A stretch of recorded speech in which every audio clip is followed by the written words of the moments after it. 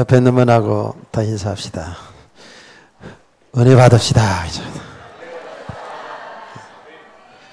은혜 받아야 사는 거 맞죠? 은혜 받아야 삽니다. 지금 본문이 계속 좀 이어져 나가는 것이죠. 이어져 나간다는 그 말이 뭐냐면, 이제 오전 시간에 보았듯이 이 대제사장 바리새인 서기관들이 예수님이 누군지를 몰라요. 지금 예수님이 누군지를 모른다고요. 누군지를 모르니까 자꾸 공격하고 올무에 걸어서 망신 주려고 그러고 잡아 넣으려고 하는 이 사람들은 성경을 가지고 있지만 이 사람 자체가 뭐가 그렇게 악해서 그런 게 아니고 그들이 예수님이 누군지를 몰라서 이렇게 되어진다고요. 그러니까 예수님, 여러분, 제사장들이 예수님을 바로 알았다면 그럴 수는 없죠. 예수님한테 누구 권세로, 누구의 권위로 성전을 청결하게 하는 일을 했느냐? 당연히 지금 하나님은 하나님의 교회를 청결하게 한 것, 하나님의 백성들을 이렇게 믿음의 사람으로 세우기 위해서 하신 일이 당연한 것인데, 이 사람들은 예수님을 누군지 모르니까 전부 육신적으로 생각하는 거잖아요. 예수님 누군지를 모르니까 어떻게 합니까? 전부 하나님의 거룩한 성전에서 그 중요한 일들이 많음에도 불구하고 전부 육신적으로 사람들과 결탁되어서 재물, 물질이나 챙기고 있고 이러거든요. 그러니까 우리가 이것이 지금 대제사장 서기관들뿐만 아니라 우리도 똑같은 거거든요. 저를 포함해서 우리 모두가 복음을 알았지만 복음이 안 되어진 만큼 또 더 나아가서는 은혜가 떨어진 만큼은 우리 육이 나오잖아요. 육신적이잖아요. 그래서 그런 거예요. 그 주님을 알아보지 못하니까 이제 이런 일이 일어난 것이죠. 지금 이 읽은 내용도 똑같은 거예요. 내용들은 다 거의 같아요. 사건적으로 이렇게 드러난 모습이 이렇게 저렇게 드러났지만 사실 알고 보면 예수님 누군지를 몰라서 일어난 일들이에요. 지금 이스라엘 백성들에게 있어서. 그 예수님이 도대체 이스라엘 백성들, 특별히 종교 지도자들이 모르고 있는 이 모습을 비유를 통해서 드러낸 거죠. 비유라는 것은 그 비유를 통해서 정말 주님이 그 의도하는 진의를 드러내는 거잖아요. 비유를 통해서, 비교해서. 그렇죠?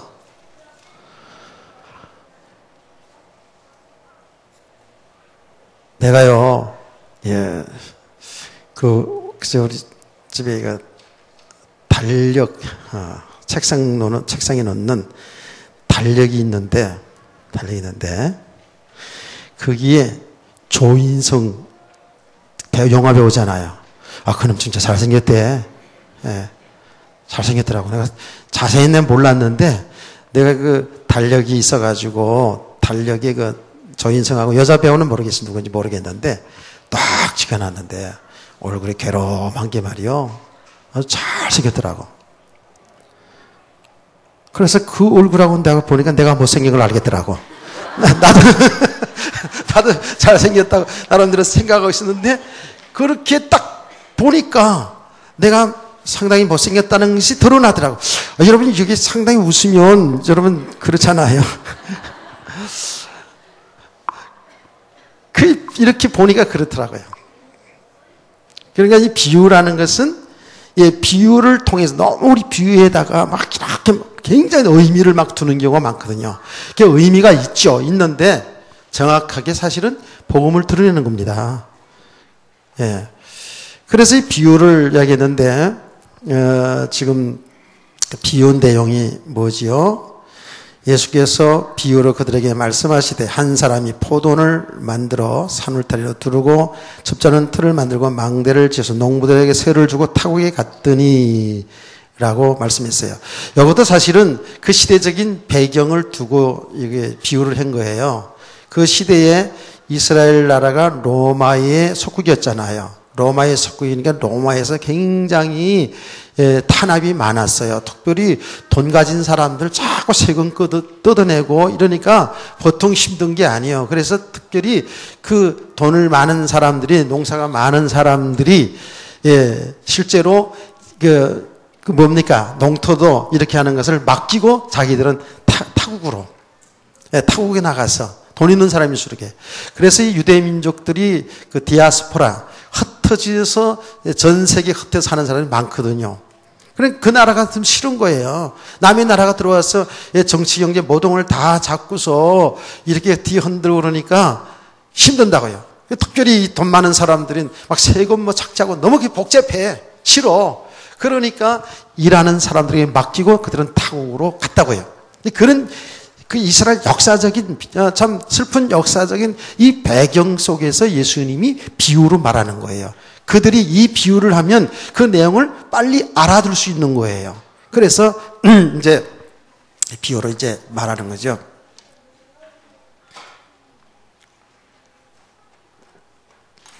그러니까 이 주인은 말하자면 비유로 하나님을 얘기하는 거죠. 그렇죠? 비유로 이제 말씀하시는 것이죠. 그리고 포도원 농부들은 포도원은 이스라엘이고 농부들은 말하자면 이스라엘 백성들이요. 여기에 지금 말하자면 바리새인, 서기관 이런 이스라엘의 백성들을 말하는 겁니다. 자, 그래서 이제 1년이 지나서 이제 농사를 지어가지고 포도원을 해가지고 열매를 내면 그렇게 하잖아요. 주인에게 뭐 반을 준다든지 그런 거 있잖아요. 지금도 우리나라에서 하잖아요. 그래서 1년 동안 농사를 지어가지고 주인에게 얼마를 뭐 10가마니 중에 뭐 7가마를 주고 그 다음에 뭐 3가마를 먹든 어쨌든 이렇게 분배를 되잖아요. 그래서 1년이 지나가서 종을 보냈어요. 주인이 종을 보내가지고 그 포도원 소출을 받으러 보냈더니 그들이 종을 잡아서 심히 두드려 파는 거예요.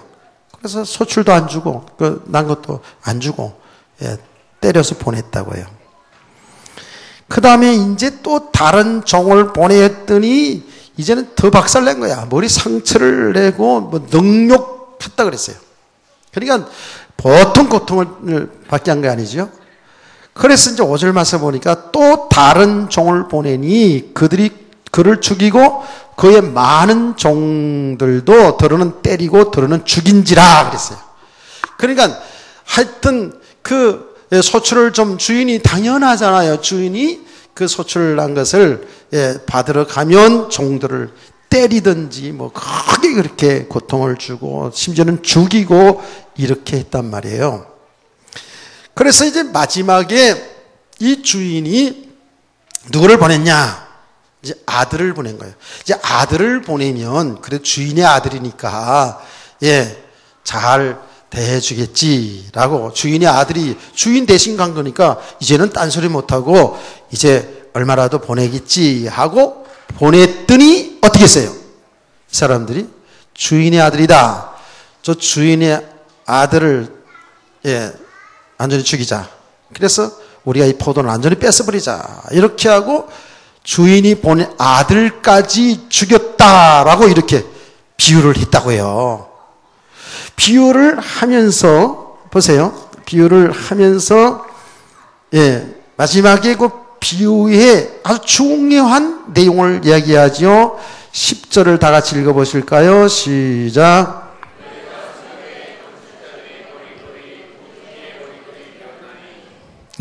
요 시편에 있는 것을 인용해서 이야기하죠. 그렇죠? 인용해서 얘기한다고요. 여러분, 이 건축자들이 버린 돌이 모퉁이 머릿돌이 되었나니 라는 이 말씀을 들을 때에 어떤 말씀이 생각나는 말씀이 있어요, 혹시? 생각나는 말씀이 없어요? 그냥 졸린데 그냥 계속 해라. 이제 그런 얼굴인데, 예, 알겠습니다. 이게 베드로 사도가 이 말씀을 또 인용하지요. 베드로 사도가 인용하다가 사도행 4장에 보면 그 재판관들 앞에서 대제사장 서기관 장로들 사내들은 공의 앞에서 이제 베드로 사도가 그 신문하는 대답하는 내용이 나오잖아요. 베드로 사도가 뭐 했습니까? 예수가 그리스도시다. 당신들이 십자가에 죽게 하신 그 예수가 그리스도시다. 이 복음을 전하다가 그들에게 잡혀가서 감옥에서 매를 맞고 그 공회들은 사내 재판관들 앞에서 재판을 받는 과정 속에서 그렇게 대답을 하지 않습니까? 예. 건축자의 버린 돌이 모퉁이 돌이 됐다라는 이 말을 그때 사용합니다. 베드로 사도가. 그러면서 여러분 유명한 말 있죠. 유명한 말 무슨 말이에요? 베드로 사도가 그때 뭐라고 얘기했어요? 예. 그래, 맞아요. 다른 이로서는 구원 얻을 이름이 없다 그랬어요. 하나님이 다른 이름을 주신 적이 없다는 거예요. 오직 예수 그리스도. 아멘. 그 예수 그리스도, 당신들이 버려진 그 예수 그리스도가 바로 집을 짓는 모퉁이 돌이 됐다. 요긴한 모퉁이 돌이 됐다. 그렇게 얘기했어요. 그 예수 그리스도를 비유하는 거예요. 이거 모퉁이 돌이. 여러분 집을 지을 때 지붕부터 짓지 않죠? 우리가 그림을 그릴 때, 여러분 그림 그릴 때는 어떻게 그래요? 예, 여러분 학교 다닐 때 그림 그릴 때는 지붕부터 짓죠, 그렇죠? 이렇게 하고 이렇게 하죠. 이건 그림이요. 세상에 이렇게 그림을 안 그리, 이렇게 집을 짓지 않습니다. 예, 여기에 주춧돌을 채우지요.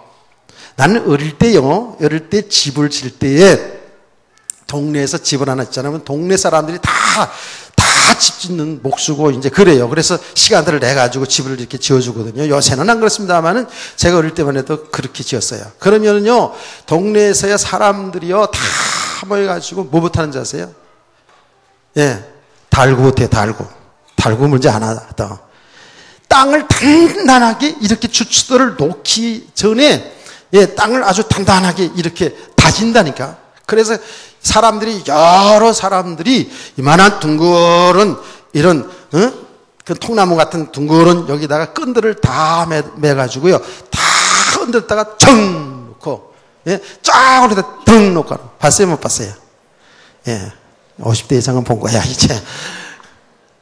그러면서 그거 하면서 소리하면서 산다니까. 달고 그러면서 산다니까. 이렇게 그 재미없잖아. 그냥 이렇게 하면 심심하잖아. 그래도 그것도 뭐도 일하는 것도 박자에 맞춰서 이렇게 하는 게 얼마나 좋아해요. 그러니까 그걸 박자에 맞춰가지고 이렇게 우리 꼬맹이들은 뒤에 가서 이렇게 보면서 어른들 재밌게 논다 그러고 이렇게 이제 저도 본 적이 있어요. 그렇게 다지고 나서 가장 먼저 하는 게 뭐냐 하면 기둥을 세울 돌을 아주 튼튼한 돌을 놓습니다. 주춧돌이 튼튼해야 돼요. 주춧돌을 놓고 나서 거기다가 기둥을 세우지요. 그래서 집이 생기거든요. 그런 겁니다. 그래서 예수님이 바로 이 집을 세우는 주춧돌, 모퉁이 돌이 되었다라는 거예요. 어떻게? 이스라엘 백성들이 쓸모없는 것 같아서, 비유리예요. 쓸모없는 것 같아서 버려진 그 돌이 실제로 아주 요긴한 집의 모퉁이 돌이 되었다라는 거예요.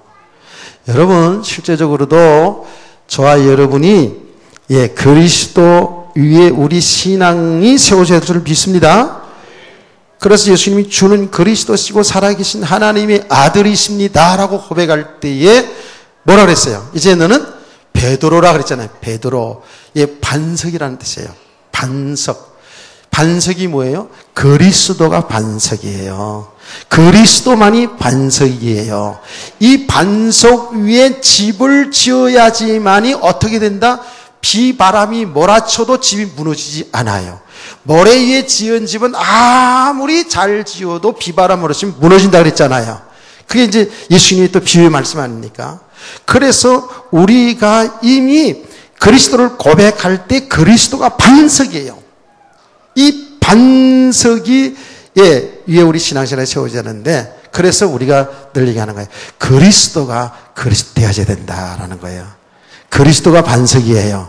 그 그리스도에 의해 바로 우리의 신앙이 세워져야지만이 튼튼한 집, 하나님의 나라, 하나님의 처소 되는 줄 믿으시기 바랍니다. 그래서 이 농부의 비유의 말씀을 하면서, 포도원의 비유의 말씀을 하면서 이 비유의 진의가 뭡니까? 뭐가 드러났어요? 뭐가 드러났어요? 이 비유를 통해서 어떤 열매에 관한 이야기처럼 보이지만, 물론 그런 내용이 나옵니다만은 진짜로 열매는 예수 그리스도인 것을 얘기하는 거예요. 예. 그리고 이 비유를 통해서 중요한 메시지가 뭐예요? 중요한 메시지. 이렇게 당신들이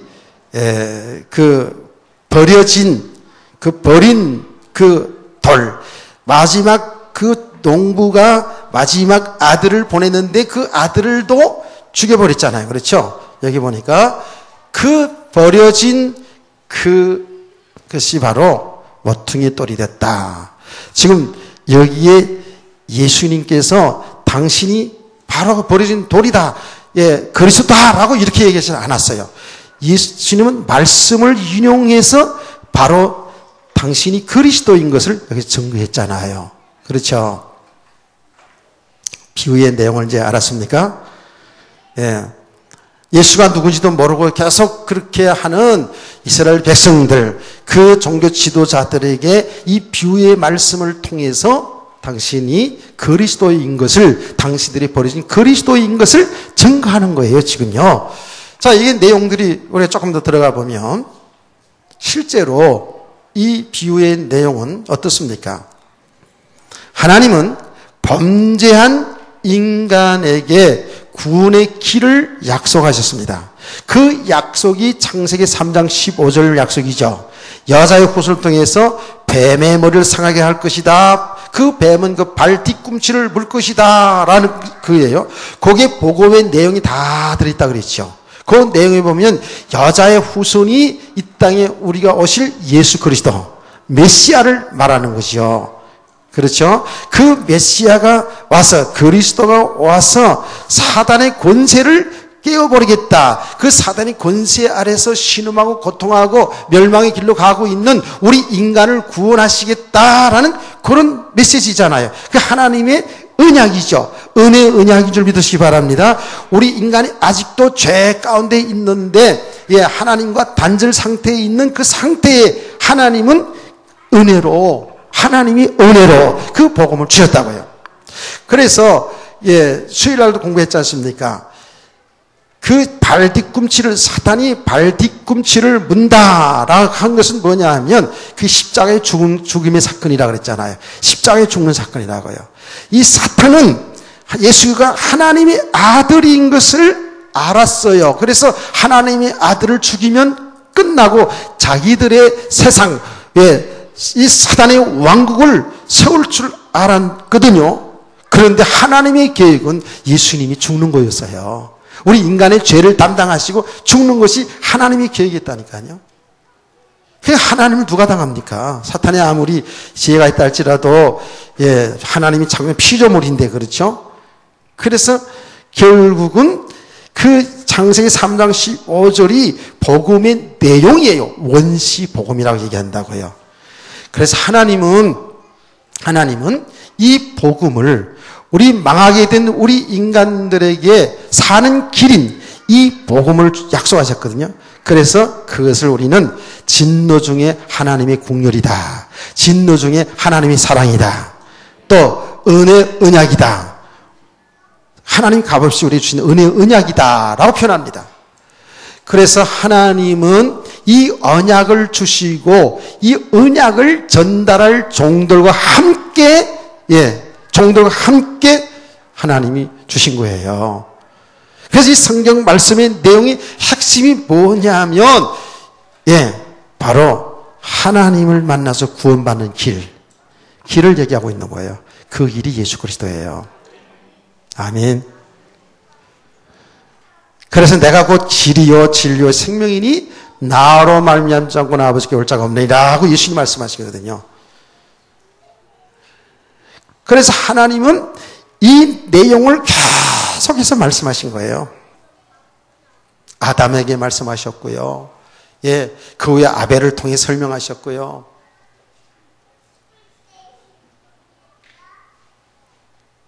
그런데 사탄은 어떻게 하냐면 계속 이 복음 가진 자를 핍박하는 거예요. 복음 가진 자를 때리는 거예요. 말하자면 여기 지금 여기 포도 농부들이 예, 사람 종을 보내면 때리고 핍박하고 죽이고 했잖아요. 여긴 누구예요? 복음 가진 주의 종들, 선지자들이에요. 선지자들. 그럼 계속 이 역사라니까요. 계속 보면은.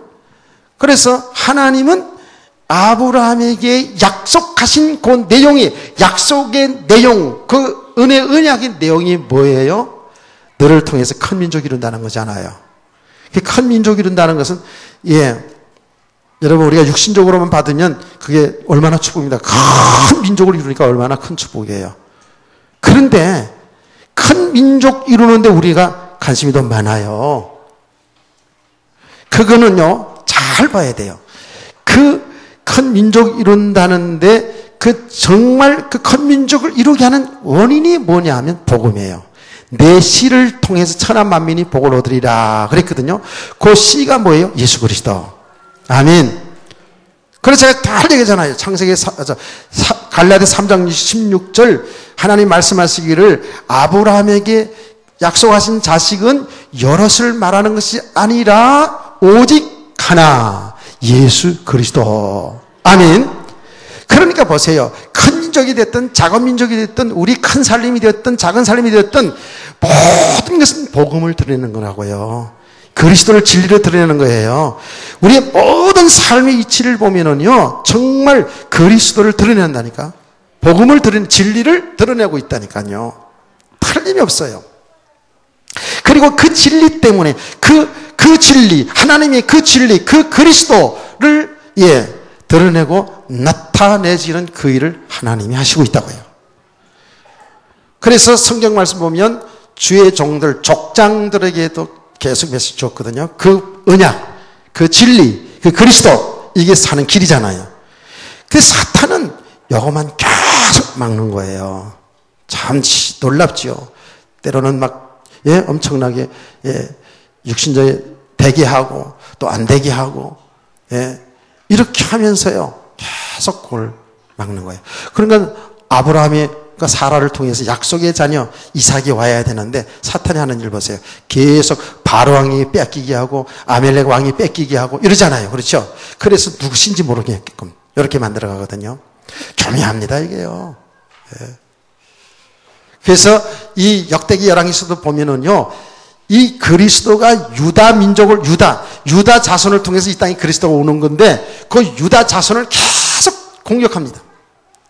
근데 공격하는 것이 눈에 보이지 않는 사탄인데 왕들을 통해서 심지어는 왕의 할머니를 통해서 그렇게 계속 추적하거든요. 그리고 선지자들, 이 선지자들이 예, 말씀의 핵심 내용이 뭐냐면 그리스도입니다. 선지자들을 통해서 주시는 말씀의 핵심이 그리스도입니다. 여러분 선지자 이전에 예, 족장 시대도 보면 똑같고요. 모세를 통해서도 하나님이 예, 주신 메시지가 뭐냐, 메시지 내용이 바로 복음 그리스도입니다. 창세기 3장 15절이 모세에 의해서 기록된 거거든요. 예, 모세가 진짜 복음 깨달은 사람이거든요. 그렇죠? 그런데 이걸 얼마나 예, 공격이 오는지 몰라요. 그래서 복음을 이 그리스도를 전하는 과정 속에서 수많은 선지자들이 진짜 복음 전하는 선지자들이 전부 핍박을 당하고 그리고 그야말로 여기 있는 비유대로 때리고 죽고 예, 이렇게 이스라엘 역사가 그렇다고요. 그래서 안 죽으려고 어떤 선지자들은 정치하고 세상과 타협하는 그런 선지자들이 있었잖아요. 예, 발람 같은 사람들이 다 그런 유래에 속하는 사람들이거든요. 이 언약, 이 복음을, 그 진리를 증거해야 되는데 그 진리를 계속 그 진리를 증거하는 선지자들 주의 종들이 그렇게 고통을 다 당했어요. 그걸 지금 비유로 얘기하는 거예요. 예수님께서. 비유로 얘기하는 거예요. 그러면 결국은 하나님이 결국은 변함이 없잖아요. 그렇게 해도 결국은 하나님이 보호하셔서 이 땅에 유다 후손을, 아브라함과 다윗, 유다, 다윗의 후손을 통해서 이 땅에 그리스도가 오게 하는 겁니다. 하나님의 말씀은 그대로 성취될 줄 믿으시기 바랍니다. 예, 하나님의 말씀은 하나님은 하시기 때문에 그렇게 되어지는 거예요. 지금 그 비유를 얘기하는 것이고, 그리고 결국은 마지막으로 오늘 이 포도원 주인이 아들을 보냈잖아요. 그게 누구예요? 지금 그리스도를 얘기하는 거예요. 그리스도를 보냈다고요. 하나님의 아들 그리스도를 보냈어요. 그런데 이 이스라엘 백성들, 대제사장 서기관들, 성경을 가지고 있는 사람들이 이 아들을 몰라보고 결국은 죽여버리잖아요. 여기 있는 비유대로 그대로요.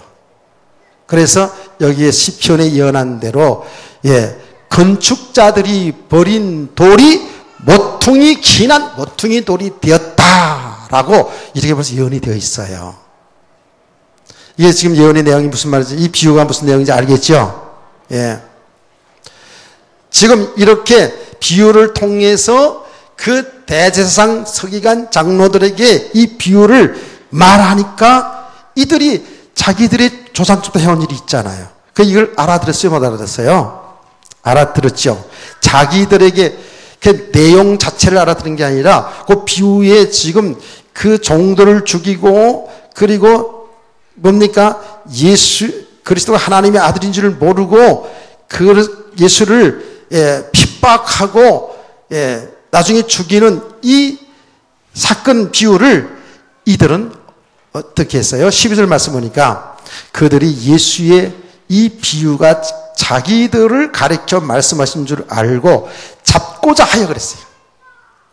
잡고자 했다니까. 그런데 무리들이 너무 예수님을 따라다니니까 이거 잡았다가 괜히 자기들이 당할 수 있잖아요. 무슨 말인지 아시겠죠? 그 말을 듣고 정말 이 시편의 말씀을 인용해서 예수님이 그렇게 말할 때 이들이 깨달아져야 되는데, 이분이 예수가 정말 그리스도인 것을 바로 알아야 되는데 못 알아들었어요. 자기들의 말하는 걸 알아들었는데, 어떻게 해요? 잡으려고 그랬어요. 잡으려고 했는데 사람들이 많이 몰려있기 때문에 못 잡았어요. 잘 보세요. 이게 아무리 비유를 내고 아무리 기적의 역사를 일으키고 지금까지 예수님이 얼마나 기적을 많이 일으켰어요. 말씀을 얼마나 설교했어요. 그런데 하나님의 은혜가 아니면 알아들 수가 없어요. 들어도 못 들어요. 보아도 보지를 못해요. 하나님의 은혜인 줄 믿으시기 바랍니다. 저와 여러분 예수 믿는 것이 하나님의 100% 1000% 은혜라는 거 아닙니까? 자, 결국은 이후에 이 사람들이 은혜를 받고 이스라엘 가운데서 예수 믿는 사람들이 이제 수많은 대제사장들이 예수 믿고 돌아온 역사가 일어납니다. 자, 이 과정은 이제 뒤에서는 또 보는 것이고요.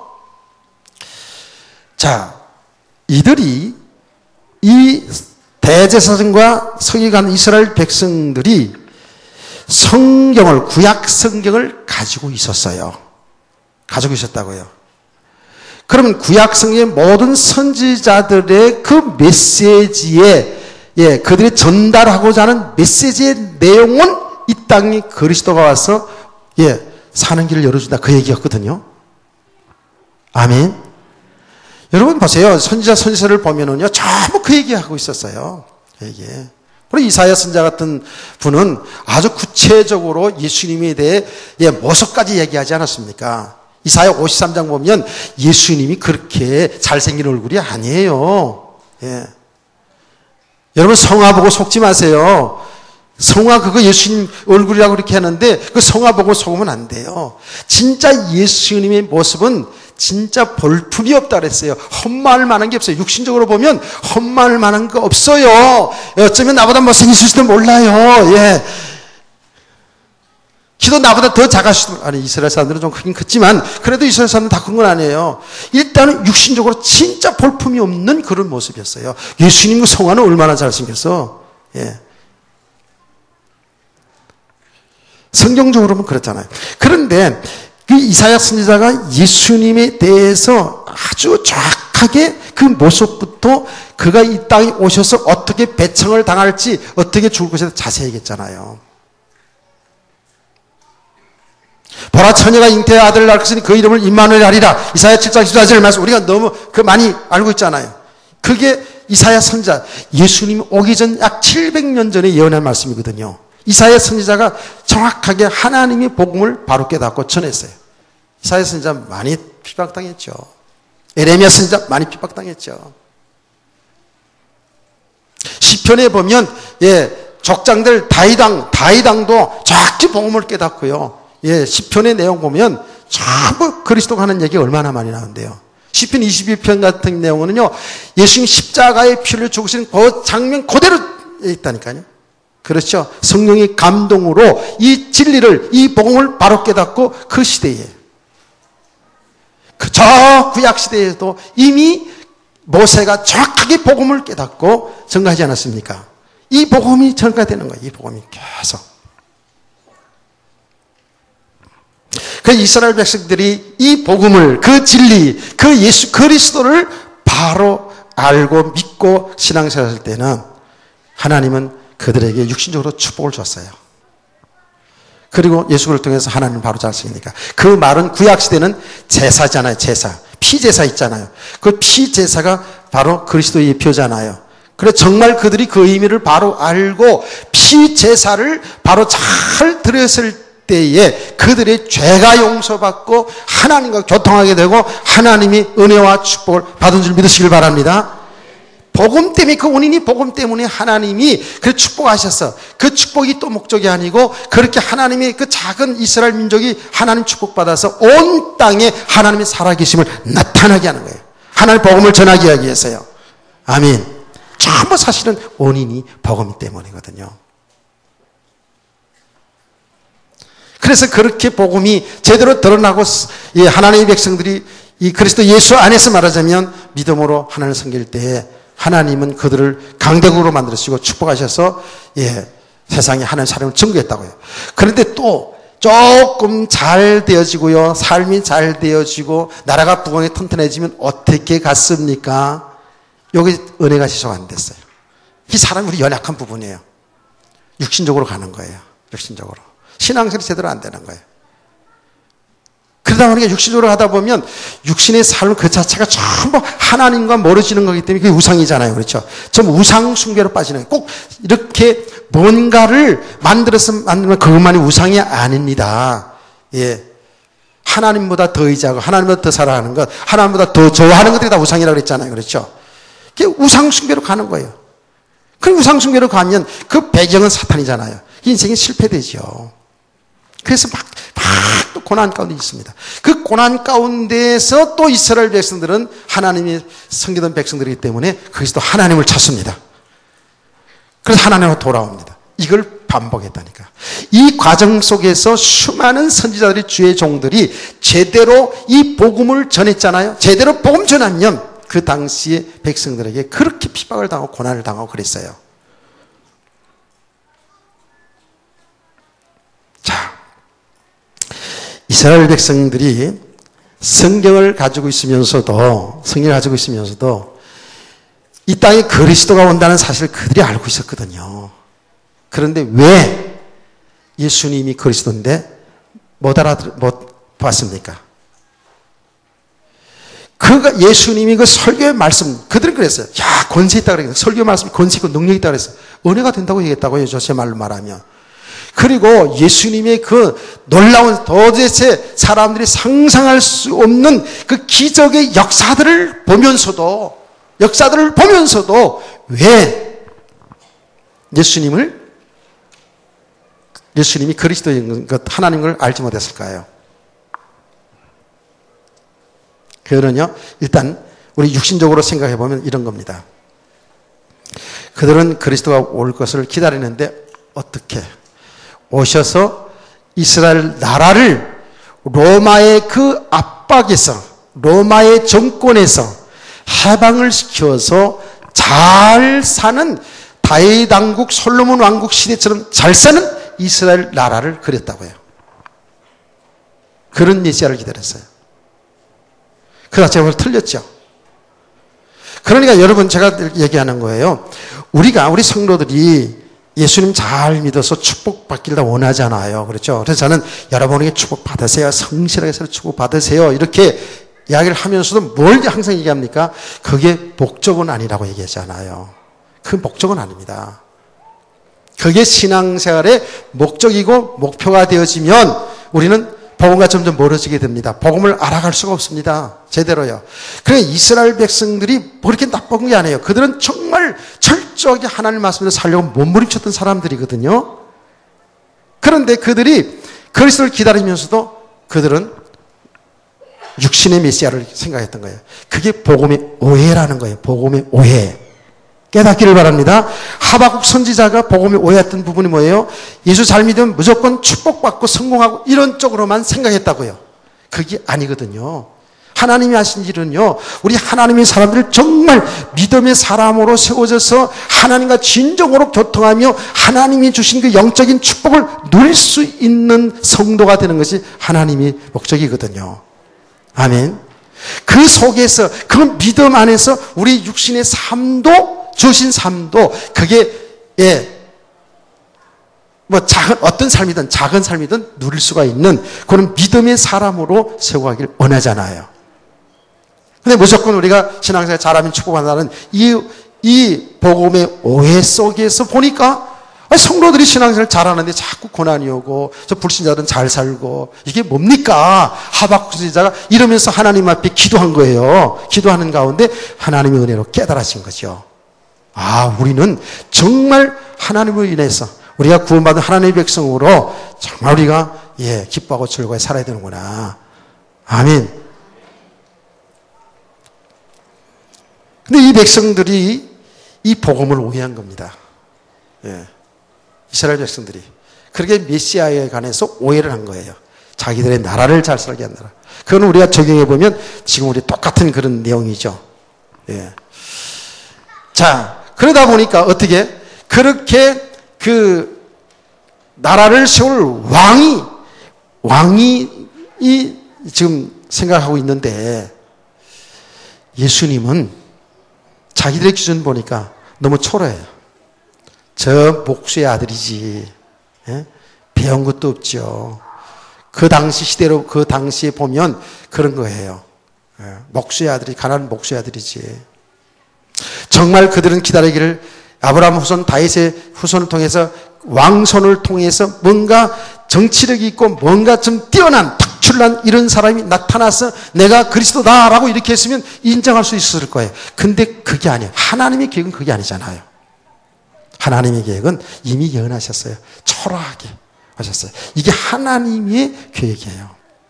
하나님이 하신 일이에요. 그러니까 여러분요, 그 말씀 보면 정말 이 예수를 믿는 것은 하나님의 은혜가 아니면 믿을 수가 없어요, 이거는. 도대체 인간적인 조건을 맞질 않아요. 그러니까 이스라엘 백성들이 성경을 가지고 있으면서도 그들은 육신적으로 생각을 했기 때문에 이스라엘 왕국 세우고 그 왕국 세울 사람은 대략 이러이러한 그래도 나름대로의 조건을 갖춘 이런 메시아를 기다렸는데 예수님 복수의 아들이죠. 저 변방에 있는 갈릴리의 그 고기 잡는 어부들 출신 데리고 다니면서 뭐 역사는 일어나긴 나지만은 그 인정하지 않았잖아요. 그래서 나중에 인정하지 않으니까 어떻게 해요? 귀신 들려 사는 거라고 그랬잖아요. 그래서 미친놈이라고 그랬잖아요. 그렇게 뭐라고 하고요. 그 가족들 하는데 당신 아들 미쳐서 지금 돌아다니니까 사람들 끌고 돌아다니니까 당신 아들 잡아가세요. 이 서기관들이 가서 그랬잖아요. 그래서 예수님의 가족들이 예수님을 잡으러 오는 장면도 우리 마가복음에서 보지 않았습니까? 이런 겁니다, 지금. 도대체 그들의 기준을 통해서 볼 때는 예수님이 그리스도가 아니야. 또 예수님의 그 행동을 보니까 그들이 정해놓고 그들이 경건하게 살겠다고 정해놓은 것을 다 깨버리네. 예수님이. 그들의 기준으로 볼 때 죄인이라고 하는 사람들은 만나지 않았거든요.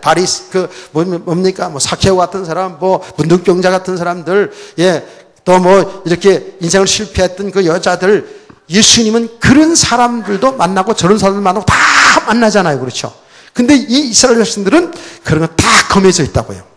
그거는 부정한 것이라고. 그 기준에서 보니까 예수님은 그냥 완전히 바깥파야, 그냥. 진짜로. 성전에 가서 막 걷어차질 않나, 그냥, 그렇게 싸나와야 되는데, 그쵸? 막 지저먹질 않나, 막 독사의 새끼들하니 말하지 않나. 그들의 기준 말씀, 이건 도대체 기분 나쁜 놈이야, 하여튼 간에. 그들의 기준이에요. 세상에 독사의 새끼들아, 이렇게 말하는 사람이 어디 있어요? 예수님이 하셨다니까요. 세상으로 보면 막말이잖아요. 한참 대제사장, 어른들, 이런 어른들을 보고요. 예수님이 18은 이제 30대가요. 독사의 새끼들아. 그래. 외식하는 자요. 회칠한 모습이. 그들의 기준을 보면 완전히 망난이라, 이거, 완전히. 그들은 진짜 바리새인들은요, 진짜 경건하고요. 철저한 사람들이거든요. 겉으로 보면 그렇다고요. 그들의 기준으로 딱 보면 예수님은 그리스도가 아니에요. 역사 좀 일어나는 거? 그래서 미친놈으로 귀신 들려서 하는 것이라고 그렇게 몰아갔잖아요. 그리고 이단자로 죽이는 거거든요. 그래서 우리의 복음 아닌 기준이 뭐예요? 그게 어둠이라 그랬죠. 그게 딱 잡혀 있으면은 그 기준 속에 보니까 예수님이 그리스도로 안 보이죠. 절대로 안 보입니다. 그거는요. 인간적인 생각으로 보면 절대로 안 보입니다. 그래서 은혜로만이 예수를 믿는 거예요. 알아가는 거예요. 하나님 은혜입니다. 아멘. 이 사람들 자체가 나빠서 이런 게 아니라는 거예요. 이들이 드러난 모습은 그들의 기준이 그렇게 강해져 있어요. 그 기준 속에서 예수님이 그리스도가 아니에요. 그래서 배척한 거거든요. 자, 그런데 보세요. 이 은혜라는 것도, 은혜는 하나님 주시는 거잖아요. 그렇죠? 하나님 은혜거든요. 여러분, 하나님의 이 은혜는 말씀과 기도를 통해서 우리가 하나님의 은혜를 받는다, 체험한다 그러잖아요. 아멘? 말씀과 기도. 그런데 여러분이 항상 알아야 될 게 있었어요. 오늘 식사하면서 우리 장로님들하고 이제 말씀 포럼을 하면서 그런 이야기를 제가 들었는데 그래서 이제 좋은 얘기예요. 좋은 얘기 들었는데 하나 할 것은 뭐냐면 우리가 하나님 그럴 때는 항상 성부, 성자, 성령 삼위 하나님을 생각해야 돼요. 아멘. 하나님 그럴 때 성부, 성자, 성령이 한 하나님이에요. 그렇게 우리가 그래서 삼위일체라는 아까 낮에도 얘기했잖아요. 그렇게 우리가 믿어야 돼요.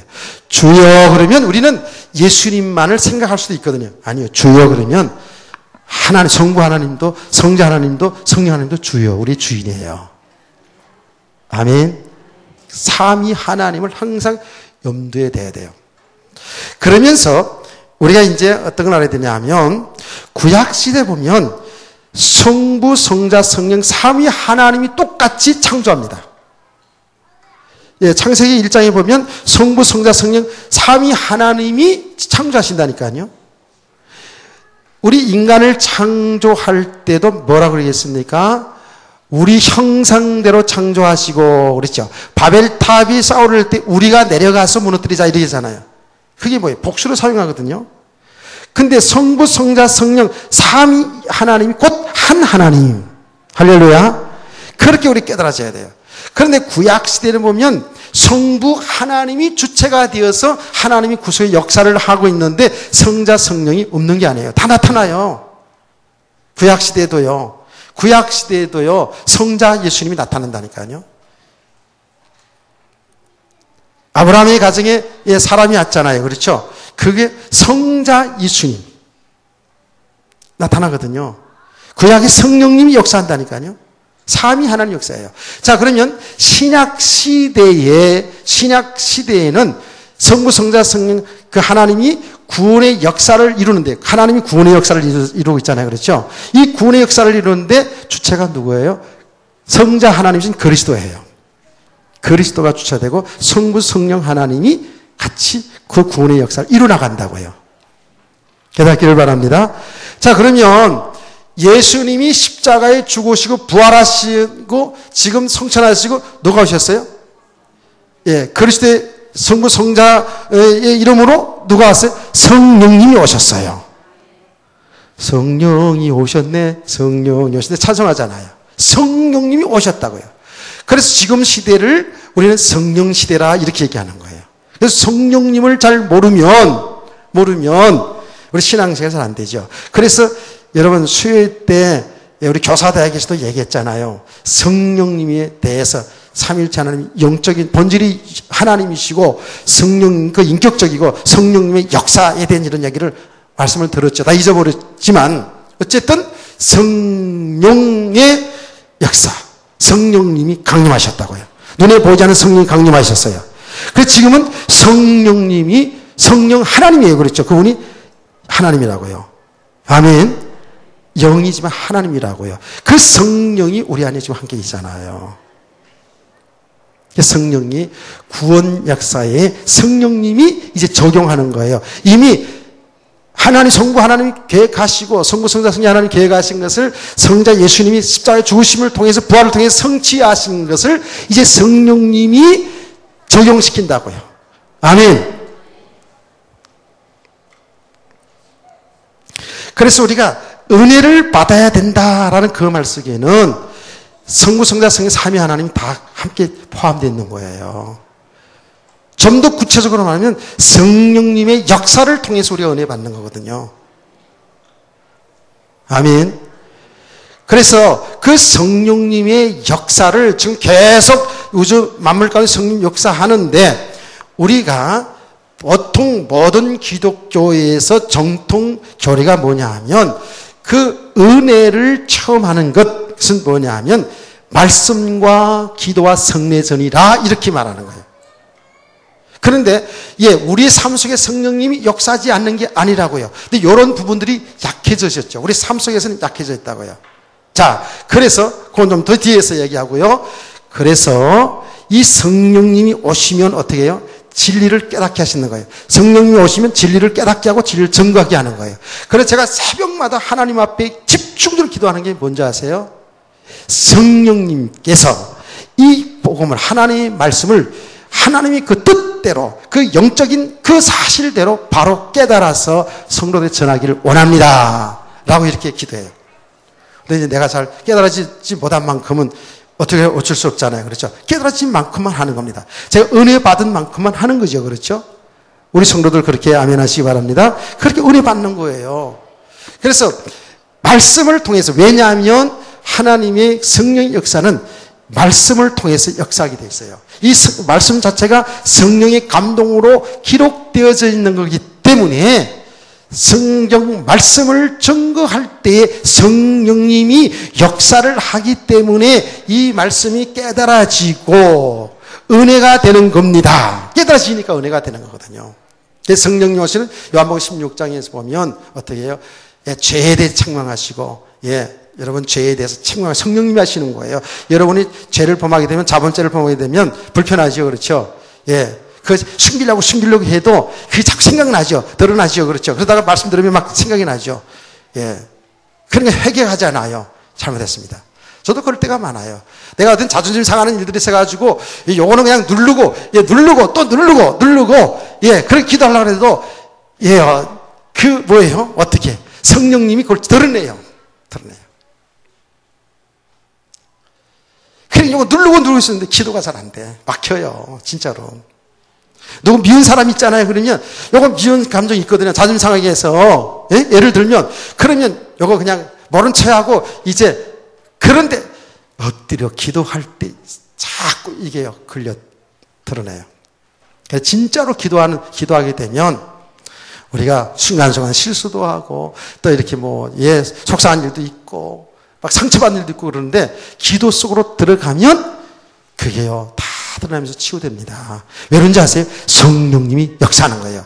기도할 때 성령님이 역사하는 거예요. 그걸 성령께서 역사해서 깨닫게 하시고, 말씀을 깨닫게 하시고, 기도할 때 깨닫게 하시고, 우리 생각에 평안을 주시고 답을 주는 게 뭐냐면 성령님이 역사라니까. 아멘. 그걸 갖다 우리는 은혜라 이렇게 해요. 하나님이 은혜라고 할 때는 꼭 성령님을 이야기하지 않아도 하나님이 은혜라면 성부, 성자, 성령님이 하시는 일이에요. 그런데 지금은 더 특별히 성령 시대라고 하잖아요. 그래서 성령님의 역사를, 성령님이 하시는 일을 알지 못하면 우리 신앙생활하는데 상당히 손해를 보죠. 깨닫기를 바랍니다. 말씀을 증거할 때 성령님이 역사한다니까. 그렇게 깨닫게 하는 거예요. 그래서 하나님의 은혜가 아니면 우리는 예수 믿을 수가 없다니까요. 그 말은 하나님의 성령이 역사하지 않으면 진리를 깨달을 수가 없어요. 하나님은 보혜사 성령을 보내주신 것은 바로 진리를 깨닫게 하고요. 우리를 인도하잖아요. 성령님이, 하나님의 인도를 받아야 된다는 그 말 속에는 하나님의 인도 속에 특별히 성령의 인도잖아요. 성령의 내주, 우리 옛날에 말씀 많이 배웠잖아요. 성령의 내주, 성령의 인도, 성령의 역사 이런 말씀 들었잖아요. 근데 이 성령님의 역사, 성령님이 하신 일이 하나님이 말씀을 전하고 들을 때 성령님 역사합니다. 그래서 제가 그런 간증 많이 하잖아요.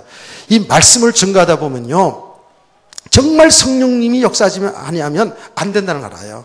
예. 아멘. 선생님들 아멘.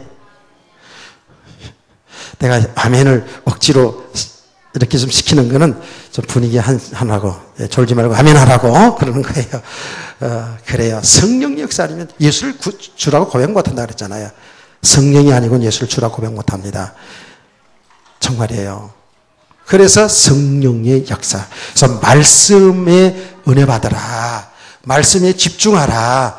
기도하라 하는 그 얘기들이 뭐냐면 성령님의 그 은혜를 받으라는 거거든요. 놀라운 사실이에요. 진짜 성령님의 역사. 기도할 때 성령이 반드시 역사거든요. 예.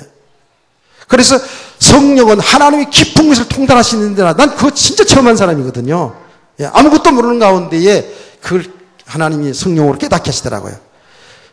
정말입니다. 우리는 한계가 있거든요. 우리의 경험, 우리의 체험, 우리의 지식은 한계가 있어요. 성령님이 역사하면 그 한계를 넘어서서 하나님이 하신 일을 보게 될 수 있으시 바랍니다. 여기 은혜예요. 이렇게 보여지고 깨달아지니까 어떻게 해요? 믿음이 세워질 수밖에 없지요. 아멘. 내가 아까 낮에도 하다가 좀 덜 하고 끝난다 이런 얘기 있잖아요. 사실은 어떤 부분이냐 하면 바리새인들, 이게 지금 어전 본문이나 오분이나 연결된 본문이에요. 이스라엘 백성들이 그들이 그렇게 예수를 핍박하고 싶어가지고 그러려고 작정한 건 아니에요. 이 복음을 제대로 못 깨달아서 그런 거예요. 복음을 못 깨달은 게 뭐냐 하면 정말 성령의 은혜가 아니면 못 깨닫는 거거든요. 아멘. 정말이에요. 그래서 그들이 너무 기준이 강한 가운데에서 이 복음을 들으니까 잘 못 깨달아진 부분도 있죠. 그러나 궁극적으로 보면 나중에 이 사람들도 이들 가운데서 수단 대제사장 서기관들이 오순절 강림, 성령 강림 이후에 이 복음 들을 때 성령의 역사로 인해 가지고, 그러나 이미 예수님이 복음 전하면서 많이 깔아놨죠. 그렇죠. 말씀이 많이 선포되어 있는 그 배경 속에서 성령이 강림하시니까 그들이 전했던 말씀도 생각나기도 하고, 그래 우리가 죽인 그 예수가 그리스도구나, 예수를 믿는 역사가 일어났거든요. 성령님의 은혜입니다. 성령의 인도를 잘 받으세요. 그래서요. 아멘. 예. 그래서 여러분, 저와 여러분이 하나님의 말씀에 순종해 사는 거, 고난당하는 거, 죽는 거, 이거 우리 힘으로 되는 못해요. 저와 여러분이 하나님의 말씀에 순종해 살 것 같으죠? 우리의 힘으로 우리 노력을 하는 건 늘 얘기하잖아요. 한계가 있어요.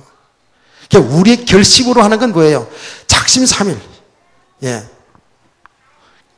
그래도 은혜 받으면 내가 믿음을 살아야 되지. 이건 우리가 의지가 있으니까 이거조차 하지 말라는 게 아니죠. 그러나 알아야 되는 건 뭐예요? 성령님이 은혜가 아니면 이 지속이 안 되는 거예요. 그래서 은혜를 지속하라 하는 거예요. 그 말은 성령의 역사를 지속하라는 거예요.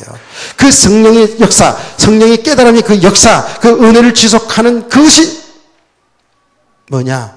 말씀 지속이에요. 말씀을 계속 들으면서 어떻게 해요?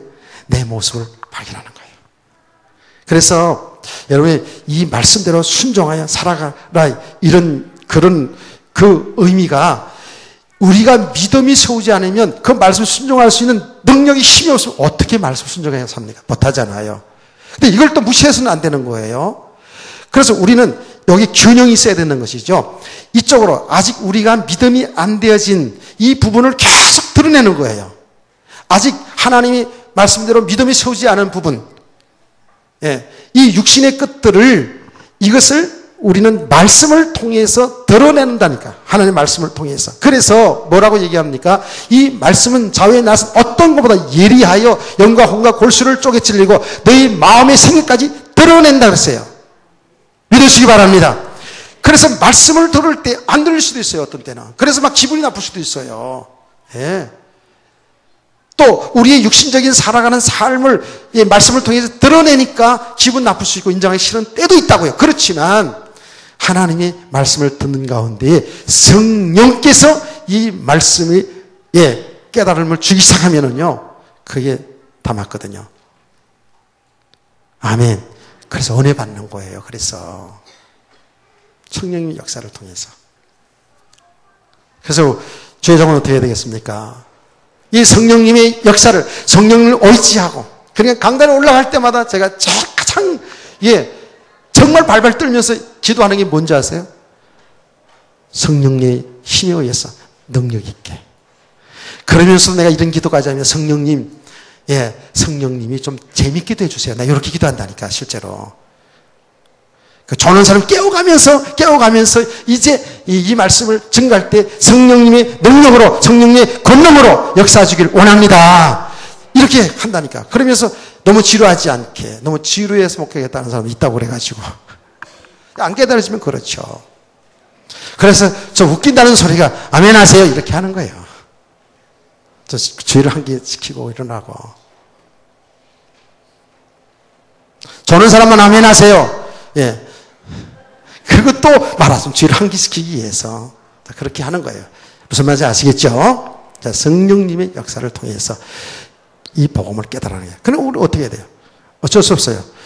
하나님의 말씀을 통해 성령님이 역사를 하니까. 그래서 말씀을 계속 전하고요. 여러분 말씀을 집중해서 계속 듣는 가운데 또 깨달아지고 또 깨달아지고. 네, 여기 우리 가운데 집사님 한 분이 그런 얘기 하더라고요. 목사님, 말씀을 들었는데 주일날 말씀 들은 걸 또 듣고 또 듣고 테이프를 여러분 들을 때마다 새로워요. 이러거든요.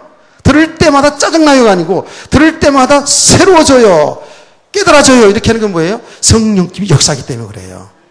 내가 설교 잘했다 그런 게 아니에요. 그 은혜가 안 되어지면, 성령님이 역사가 안 되어지면 어떻게 될까요? 지루하기만 지루하지. 짜증스럽죠. 목소리만 꽉 소리 지르고 말이지. 이러다고요. 성령님의 역사. 아멘. 말씀, 기도. 그리고 이제는 한 걸음 더 나가서 이제 우리 성도들은 삶의 현장에 하나님 은혜 안 주는 게 아니잖아요. 성령 역사 안 하는 게 아니잖아요.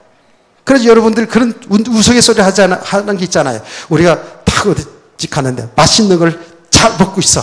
그때 뭐라고 얘기한다고요? 성령 인도 받았네? 이런다고요. 그럼 맛있는 걸 먹을 때만 성령 인도가 아니라니까?